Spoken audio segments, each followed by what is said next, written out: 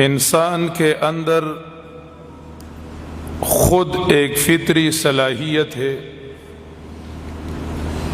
اور اس میں اندر ایک فطرت رکھی گئی ہے جس کو عدل و اعتدال کہا جاتا ہے۔ جب انسان اپنی فطرت کو پہچانے اور عدل و اعتدال کو پہچانے اور اس کے مطابق وہ اپنی زندگی گزارے، ماحول میں اس پہ عمل کرے، تو کوئی چیز اور کوئی مسئلہ زندگی کے کسی شعبے میں بگاڑ پیدا نہیں ہو سکتی۔ اصل میں بگاڑ کی ابتدا انسان کے اندر سے ہوتی ہے۔ جب انسان کا اندر بگڑ جائے تو سارا ماحول جو ہے وہ بگڑ جاتا ہے۔ قرآن کریم کا کلیہ ہے ظہر الفساد فی البر والبحر بما کسبت ایدی الناس۔ بر اور بحر میں، خشکی اور دریا میں جو بگاڑ نظر آتی ہے اس کا اصل سبب انسان کے اندر کی بگاڑ ہے۔ جب انسان کا اندر بگڑ جاتا ہے تو انسان بگڑ جاتا ہے، اور جب انسان بگڑ جاتا ہے تو ماحول اس کا خود بخود بگڑ جاتا ہے، خراب ہو جاتا ہے۔ انسان کی ایک فطرت پہ میں بحث کرتا ہوں جو ہے عدل و اعتدال۔ قرآن کریم سے الگ لے کے، اسلام سے الگ لے کے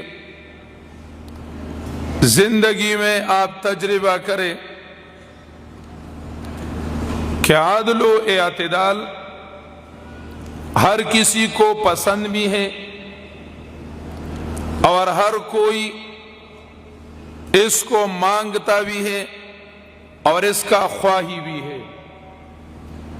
اس کا داعی بھی ہے اور اس کے لیے کوششیں بھی کرتا ہے، کوشش بھی کرتا ہے۔ عدل و اعتدال کی ایک پہلو ہے ہر ذی حیثیت کو اپنا حیثیت دینا، ہر حقدار کو اپنا حق دینا، نیچے گرانا بھی مت، اوپر اٹھانا بھی مت، جسے غلو کہا جاتا ہے، افراط اور تفریط کہی جاتی ہے۔ آپ زندگی میں تجربہ کریں، کسی رکشے کا ڈرائیور کو آپ ٹرک پہ بٹھا دیں اور اس کو کہو کہ آپ ٹرک چلاؤ، تو یہ مسئلہ جو ہے بگڑ جائے گا۔ ایک ڈاکٹر ہے اور وہ MBBS ہے، قابل ہے، اپنے فن میں اس کو مہارت حاصل ہے، لیکن آپ اس کو انجینئر کی کرسی پہ بٹھا دیں تو جو انجینئر والا مسئلہ ہے وہ بگڑ جائے گا۔ ایک انجینئر ہے جو انجینئر میں کلاس 1 ہے،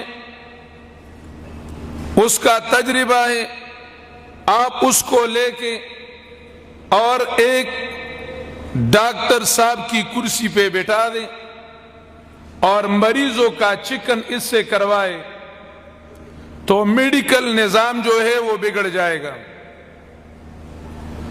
پانی ہے، پانی پیاس بجھانے کے لیے ہے، جس سے پیاس بجھ جاتی ہے۔ اب تم اس کو کھانے کی جگہ استعمال کرو اور کھانے کو پانی کی جگہ استعمال کرو تو آپ کا اندر والا نظام جو ہے وہ بگڑ جائے گا۔ ہر چیز کا اپنا ایک مقام ہے، اس مقام کو پہچاننا اور اسی مقام وہی کام اس سے لینا، یہ عدل و اعتدال ہے۔ باہر کی زندگی میں یہ سب باتیں ہم مانتے بھی ہیں، جانتے بھی ہیں۔ جب کسی میڈیکل انٹرویو ہو اور اس میں انجینئرنگ والا یا ایگریکلچر والا کاغذات لے آئے تو اس کی اوپر ہنسی آ جاتی ہے کہ تم کیا کرتے ہو، انٹرویو میڈیکل کی ہو رہی ہے اور تم کاغذات انجینئر کے لا رہے ہو۔ یہ ہم مانتے بھی ہیں اور جانتے بھی ہیں، لیکن اپنے اندر اور باہر کی چیزوں کو اس میں ہم اعتدال کے قائل نہیں، خصوصاً دین، مذہب، اس کے بارے میں اعتدال نہیں، غلو ہے، افراط ہے اور تفریط ہے، افراط ہے اور تفریط ہے۔ ایک صاحب ہے، اس نے دین نہ پڑھا ہے نہ سمجھا ہے، اور تم اس کو لے کے مسجد کے محراب میں بٹھاتے ہو اور منبر پر بٹھاتے ہو، اس کے آگے قرآن رکھ کے، حدیث رکھ کے اس کو کہتے ہو کہ لوگوں کو قرآن اور حدیث پڑھاؤ۔ عجب دور دیدم دری پادشاہی کہ للو و پنجو ہما شد سپاہی۔ مسئلہ عدل و اعتدال کا ہے۔ ہم اپنی زندگی میں سوچ کریں، اس طرح ہر علم ہے، اس کا اپنا مقام ہے، اپنی حیثیت ہے، اس کو وہی حیثیت دے دو جس حیثیت کے لیے وہ علم بنی ہے۔ جس طرح ہم مدرسوں میں صرف پڑھتے ہیں تو اس سے ترکیب حل نہیں ہوتا، ہم نحو پڑھتے ہیں تو اس سے صیغہ حل نہیں ہوتا، ہم تجوید پڑھتے ہیں تو اس سے صرف اور نحو کا مسئلہ حل نہیں ہوتا، ہم فقہ پڑھتے ہیں تو اس سے منطق کا مسئلہ نہیں کھل سکتا۔ ہر علم کا اپنا مقام ہے، وہی مقام اس کو دے دو اور وہی چلاؤ، یہ ہے عدل و اعتدال۔ باہر کی زندگی میں سائنس ہے، انجینئرنگ ہے، میڈیکل ہے، ٹیکنالوجی ہے، اس کا اپنا مقام ہے، اس کو اپنی مقام پہ رکھ اور اپنا کام جو ہے اس سے لے لو۔ اس کو آگے بڑھانا اور اس کو کسی اور چیز میں دخل اندازی دینا، یہ خود بخود بگاڑ پیدا ہو جائے گی۔ سائنس کا اپنا مقام ہے، چیزوں کے طبائع کو جاننا اور اس کے مطابق اس سے فائدہ لینا۔ یہ اللہ رب العزت نے انسانیت کے مزاج میں رکھی ہے۔ اشیاء طبیعیہ جو ہے، فزیکل چیزیں جو ہے، اس کے مزاج کو پہچانو، اس کے اندر چھپی ہوئی صلاحیتوں کو پہچانو اور اس صلاحیت کے مطابق ان چیزوں سے کام لے لو۔ یہ سائنس ہے، اس کا دائرہ کار آگے نہیں ہے کہ ہماری زندگی جو ہے کس طرح بنائے گی، یہ ہمیں سعادت کس طرح دے گی اور یہ ہمیں اکٹھا کس طرح کرے گی، ہمارے اندر یگانگت وحدانیت کس طرح پیدا کرے گی، یہ سائنس کا دائرہ کار نہیں ہے۔ جس طرح تم میڈیکل سے انجینئرنگ کا کام نہیں لے سکتے، اس طرح تم سائنس سے دنیاوی زندگی کو اس طرح کامیاب کرنا جس سے دنیا بھی بن جائے، آخرت بھی بن جائے، یہ تم کر نہیں سکتے۔ یہ اس علم کا میدان نہیں ہے۔ میدان پانی میں کوئی صلاحیت کیا ہے، اس کو جانچو اور اس سے وہی پیدا لے لو۔ یہ ہے وَعَلَّمَ آدَمَ الْأَسْمَاءَ، یہ انسانیت کے مزاج میں رکھی گئی چیزیں ہیں۔ اور ضرورت ایجاد کی ماں ہے. جتنی ضرورتیں پڑتی ہے انسان اس طرح اس کا ذہن جو ہے وہ کھولتا ہے اور اسی طرح ان چیزوں سے وہ فائدہ حاصل کرتا ہے.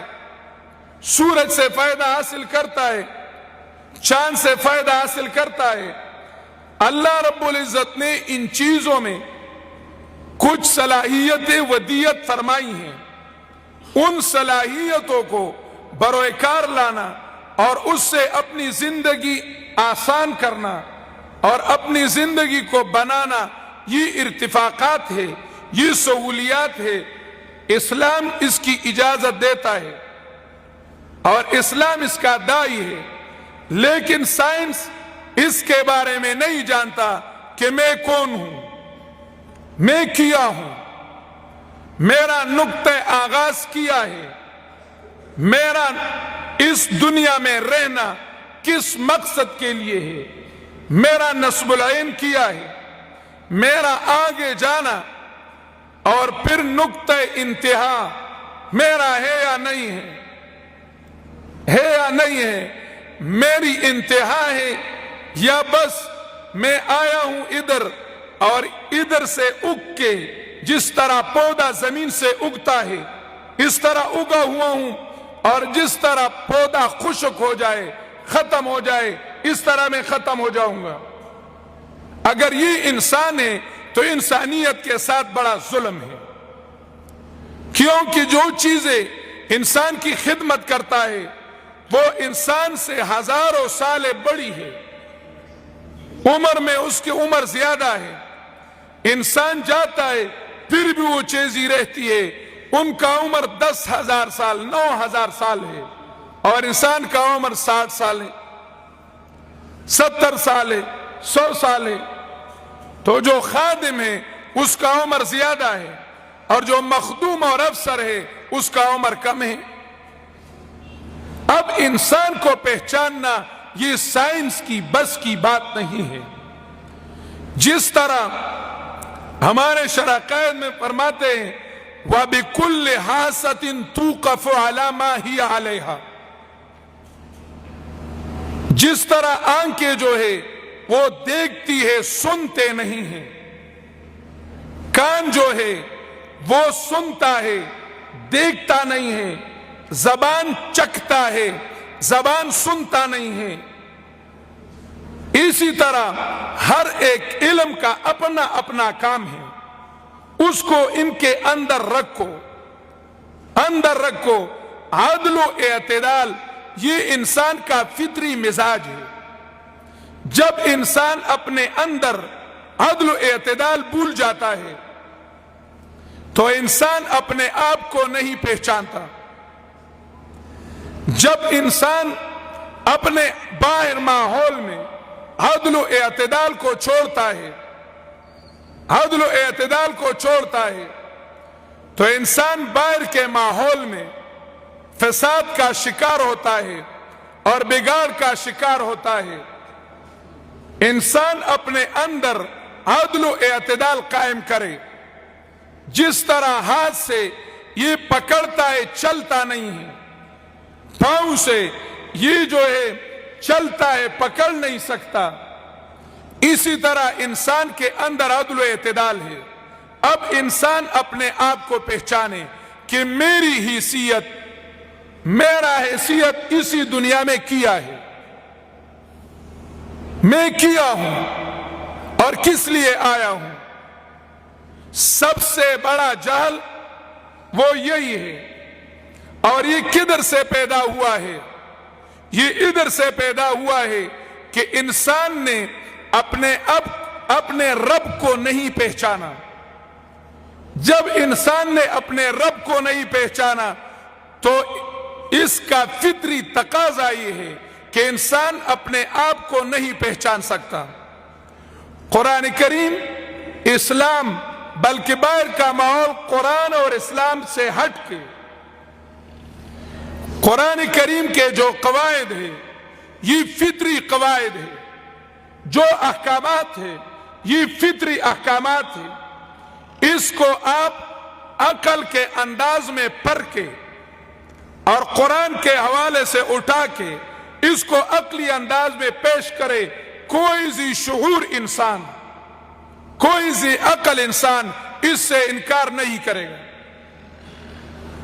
قرآن کریم یہ حق ہے، یہ عدل ہے، انسان کے اندر فطری عدل موجود ہے اور قرآن کریم میں عدل ہے۔ جو بھی قرآن سے منکر ہے، اسلامی نظام سے منکر ہے، اسلامی عدالت سے منکر ہے، اس کو آپ قرآن کا عدالتی نظام، قرآن کریم کا جو نظام ہے، اس کو قرآن کے حوالے بغیر قرآن سے اٹھا کے عقلی انداز میں اس کو پیش کرو، قرآن اور پیغمبر کا حوالہ مت دو۔ اگر اس نے نہیں مانا تو میرا نام مجتبی نہیں ہوگا۔ یہ آپ تجربہ کرو۔ یہ جو نہیں مانتے، یہ صرف اللہ اور پیغمبر کے حوالے کو نہیں مانتے، اس کو آپ الگ کریں اور قرآن کریم کو فطری انداز میں سمجھے۔ یہ خدمت شاہ ولی اللہ رحمہ اللہ نے کی ہے، قرآن کریم کو فطری انداز میں پیش کرنا، کہ انسان کے فطرت کا تقاضا قرآن کریم ہے۔ فطرت اللہ التی فطر الناس علیہا، انسان کی فطرت ہے قرآن کریم، انسان کی فطرت ہے اسلام، لیکن قرآن کریم کو اس طرح سمجھنا اور اس طرح سمجھانا کہ یہ فطری انداز سے آپ سمجھا سکو۔ ہم مسلمان ہیں اور اللہ کو مانتے ہیں، رسول کو مانتے ہیں۔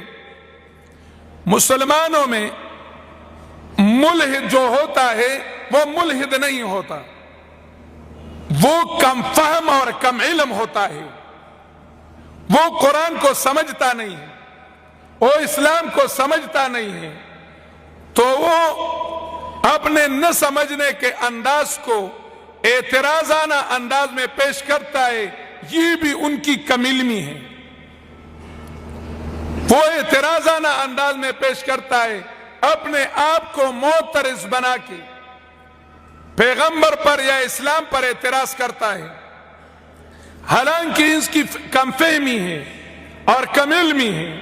اگر وہ کسی عالم آدمی کے ساتھ جس کا علم قرآن میں کامل ہو اور جس کا علم اسلام پہ کامل ہو، اس کے سامنے بیٹھ جائے اور اپنے آپ کو مریض پیش کرے کہ مجھ میں اندر ایک بیماری ہے، قرآن کریم پر مجھے اس جگہ شک پڑتا ہے، حدیث میں اس جگہ کو میں نہیں سمجھا ہوں، اس وجہ سے مجھے شک پڑتا ہے، اپنے آپ کو مریض سمجھ کے دوزانوں بیٹھ کے کسی عالم کے ساتھ، اور وہ عالم اس کو ہمدردانہ لہجے سے سمجھائے، ہمدردانہ لہجے سے سمجھائے، تو اس کا ایک شک اور ایک بیماری وہ نہیں رہے گی، وہ ساری کی ساری ختم ہو جائے گی۔ اصل میں مسئلہ یہ ہے، ہم نے ابھی تک اپنے رب کو اور اپنی فطرت کو نہیں پہچانا ہے، اپنے رب کو نہیں پہچانا ہے جس طرح ہمارا فطرت ہے، اور اپنی فطرت کو نہیں پہچانا ہے کہ میرا فطرت کیا ہے۔ جب ہم نے یہ دو باتیں پہچان لی تو آگے قرآن کریم یہ ہماری ایسی ضرورت ہوگی اور اسلام ہماری ایسی ضرورت ہوگی جسے پیاسے کے لیے پانی اور بھوکے کے لیے کھانا۔ یہ ہمارا مزاج ہے، یہ ہماری فطرت ہے، لیکن ماحول تین چیزیں ایسی ہے جو فطرت کے سامنے دیوار ہے، فطرت کے سامنے دیوار ہے۔ ایک ہے ہماری جسمانی خواہشات، نفسانی خواہشات، اصل میں ایک فطری تقاضا ہوتا ہے اور آگے اس کے سامنے نفسانی خواہشات ہوتی ہے۔ اب اگر میں ایک بات کا حوالہ دیتا ہوں، عدل، اگر میں ماحول میں اپنے گھر میں عدل کو قائم کرتا ہوں تو میرا بھائی جو ہے وہ خوش ہو جائے گا اور میں ناراض ہو جاؤں گا. میرا حق، میں جو اس کو اپنا حق مانتا ہوں وہ اصل میں میرے بھائی کا ہے. اب میں اگر عدل قائم کروں تو یہ اس کو دینا پڑے گا. میری نفسانی خواہش ہے کہ اس کو مت دینا. یہ نفسانی خواہش مجھے عدل سے روکتی ہے. بہن کا حصہ میں نہیں دے سکتا کیونکہ میری نفسانی خواہش ہے. اب میں اس نفسانی خواہش کو مذہب سمجھتا ہوں، اس کو اپنا دین سمجھتا ہوں، اور اس کے لیے میں کوشاں ہوں اور کہتا ہوں کہ اسلام کا حکم جو ہے وہ فطرت کے خلاف ہے. وہ فطرت کے خلاف نہیں، وہ نفسانی خواہشات کے خلاف ہے. نفسانی خواہشات کے خلاف ہے. تو ایک ہماری اندر والی انا ہے، خواہش ہے، یہ ہمیں فطرت سے روکتی ہے. دوسری چیز ہماری غلط ماحول ہے. جو ہمارا غلط ماحول ہے اس کو ہم لے کے دیکھتے ہیں کہ یہ ہمیں چھوڑتا نہیں ہے، ہمیں چھوڑتا نہیں ہے. تیسرا چیز جو مانع اور رکاوٹ ہے وہ سوء تعلیم ہے. فطرت کی جو تعلیم ہونی چاہیے تھی وہ ہمارے اندر ہے نہیں، اور جس چیز کا سیکھنا لازم نہیں ہے اس کو ہم نے فرض سے بھی زیادہ سمجھا ہے، اور جس چیز کو سیکھنا لازم ہے اس کو ہم نے چھوڑا ہے، اس کو ہم نے چھوڑا ہے. مسئلہ یہ ہے، یہ تین چیزیں الگ کر کے اور تین چیزوں پر عمل کر کے نفسانی خواہشات کے بجائے فطرت پر عمل کرنا، ماحول اور ماحولی تقاضا کے بجائے فطرت پر عمل کرنا، اور سوء تعلیم کے بجائے جو تعلیم ہمیں فطرت سے روکتی ہے اس کے بجائے فطری تعلیم کو حاصل کرنا. فطری تعلیم اسلام اور قرآن ہے، یہ ہم حاصل نہیں کرتے. جس طرح قرآن کریم کا سمجھنا ضروری ہے اس طرح ہم مسلمانوں نے قرآن کریم کو ابھی تک سمجھا نہیں ہے، اور نہ سمجھنے کی وجہ سے قرآن کریم پہ اعتراضات ہو رہے ہیں اور قرآن کریم سے انکار ہو رہا ہے. یہ سب جو ہے انسان کی کم علمی ہے. اللہ رب العزت فرماتے وَلَا تَكُونُوا نَسُوا اللَّهَ كَالَّذِينَ نَسُوا اللَّهَ فَأَنسَاهُمْ أَنفُسَهُمْ. اللہ کو مت بھولنا، جس نے اللہ کو بلایا ہے اللہ رب العزت نے ان سے اپنے آپ کو بلایا ہے. یعنی پھر انسانیت کو وہ نہیں جانتا، وہ ایک حیوان بن جاتا ہے اور کسی کے غلامی میں پڑ جاتا ہے. انسانیت سمجھنا ہے، اپنے رب کو سمجھنا ہے اور فطری انداز سے سمجھنا ہے. یہ ہماری ایک ذمہ داری ہے کہ ہم قرآن کریم کو اور اسلام کو فطری انداز سے سمجھے اور فطری انداز پہ اس کو سمجھائے. یہ ہمارے اندر جو علمی طبقہ ہے، علماء ہے، طلباء ہے، ہمارے اندر کمی ہے. جتنا ہم نحو پر، صرف پر، منطق پر، فلسفہ پر محنت کرتے ہیں ان کے آدھے حصہ بھی ہم نے قرآن پر محنت نہیں کیا ہے. جس طرح ہم فقہ پر محنت کرتے ہیں، حدیث پر محنت کرتے، مصطلح حدیث پر محنت کرتے، اس طرح ہم نے اسلام کو نظامی انداز میں پیش کرنا اور اسلام کو فطری انداز میں پیش کرنے پر محنت ہم نے نہیں کی. اگر ایک تانے دار آ جائے، ایسیچو صاحب آ جائے اور مجھے کہے کہ مفتی صاحب آپ لوگ کہتے کہ ہر زندگی کے ہر ماحول میں، سرکاری محکمہ میں اسلامی نظام ہونے چاہیے، بس آج سے یہ تانا آپ کو حوالہ، جس طرح آپ اسلامی اصول سے چلا سکتے ہو تو چلاؤ. تو میں کیا کروں گا؟ میں نے ابھی تک اسلام کے تانا کو سمجھا نہیں ہے. میرا تو ذہن یہ ہے کہ اسلام میں تانا ہے، اسلامی تانا کو میں نے ابھی تک سمجھا نہیں ہے، اسلامی عدالت کو میں نے ابھی تک سمجھا نہیں ہے، اسلام کے جو سرکاری محکمے ہیں اس کو میں نے فطری انداز میں ابھی تک سمجھا نہیں ہے۔ کتابوں میں ہے اسلام، لوگ اسلام سے متنفر نہیں ہیں، لوگ مسلمان سے متنفر ہیں۔ اسلام تو فطرت ہے، کوئی فطرت کو لات نہیں مار سکتا۔ فطرت انسان کی یہ ہے، الست بربکم قالوا بلا، انسان کی فطرت یہ ہے، خلقت عبادی کلہم حنفاء۔ قرآن کے سارے احکامات کی فطری تقاضے ہیں، اس کو قرآن کریم کے حوالے بغیر سمجھو اور اس کو قرآن کریم کے حوالے بغیر سمجھاؤ، ساری دنیا اور پھر ایک ملک کو یا ایک ضلع کو قرآن کریم کا ماڈل بناؤ، رأیت الناس یدخلون فی دین اللہ افواجا، لوگ جوک در جوک اسلام میں داخل ہوں گے۔ یہ اسلام سے لوگوں کو ہم نے متنفر کیا ہے، کیونکہ ہمارے اندر اسلام نہیں ہے۔ جو اسلام کا فطری تقاضا ہے وہ مسلمانوں کے اندر موجود نہیں ہے۔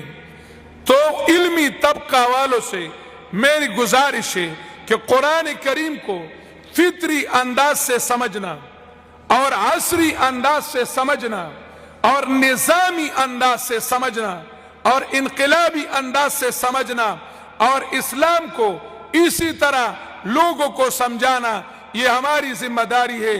اللہ مجھے اور سب کو عمل کرنے کی توفیق عطا فرمائے۔